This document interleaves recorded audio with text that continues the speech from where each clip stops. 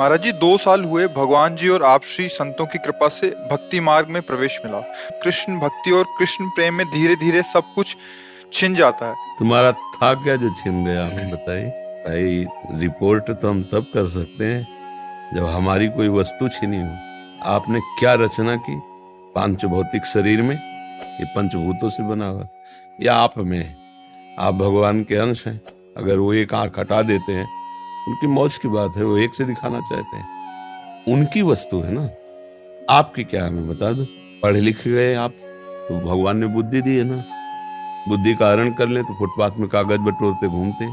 अब जो बात आई छिन गई तो इसका प्रारब्ध है। आप समझो, जो हम लोग कहते भगवान सर्वस्व छीन लेते हैं, उसका तात्पर्य होता मन और इंद्रियों को भगवान में समर्पित होना। भाव को समझिए। अवश्य में भोक्तव्यम कृतम कर्म शुभाशुभम।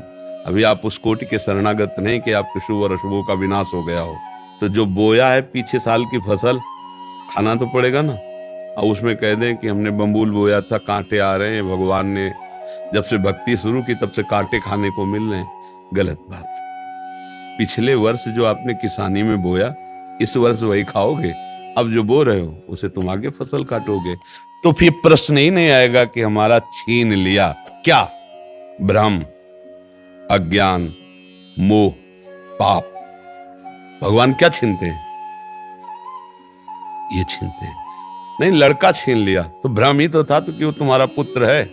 भगवान ही तो आए थे, तुम जान पाए क्या? तुम्हारे कर्म के भोग को देने के लिए उतने समय तक वो भगवान ही अंदर आए हुए थे पुत्र रूप में। तुम भ्रम से अपना मान लिया, रो बैठ के। तो अनंत ब्रह्मांडों का ऐश्वर्य किसका है? भगवान का है। मुनीम बन के रहते तो ठीक से चल लेते, मालिक बन गए तो माया ने विध्वंस मचा दिया कि मायापति तो सिर्फ एक ही है, श्री हरि। तो मायापति कैसे बन सकता है? सिद्धांत से समझोगे तो भगवान पर कभी दोष नहीं लगा पाओगे। सच्ची मानिए, भगवान जैसा कृपालु कोई नहीं, अध्यात्म जैसा कोई मार्ग नहीं। जब हम अध्यात्म मार्ग में चलते हैं तो इसमें एक गुप्त बात है कि अनंत जन्मों के पापों को भगवान भस्म कर देते हैं। पाप कर्म का फल निकालकर इस शरीर की रचना हुई है, वो हमें भोगना पड़ेगा।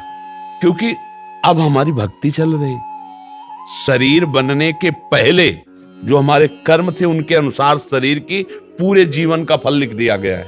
रात न प्रभु चित्त चूक किए की, करत सुरत सैबार ही की। हृदय से देखते मेरा भक्त क्षमा कर देते। पर इस शरीर का जो भोग आया है, इसको भोगना। ये शरीर जितने समय तक के लिए पहले ही निर्धारित हो चुका है, इसके बाद ये चला जाएगा। और भगवान स्पष्ट कह रहे हैं, अवश्य में भोक्तव्यम कृतम कर्म शुभाशुभम। भोगना पड़ेगा तुम्हें जो तुम कर्म कर रहे हो। एक उपाय है, ऐसी शरणागति प्राप्त करो कि अहम भी समर्पित हो जाए, तो सब भस्म हो जाएगा। अभी उसमें प्रवेश ही नहीं हुआ है। इसलिए भगवान की कृपा मनाओ और भक्ति में आगे बढ़ो।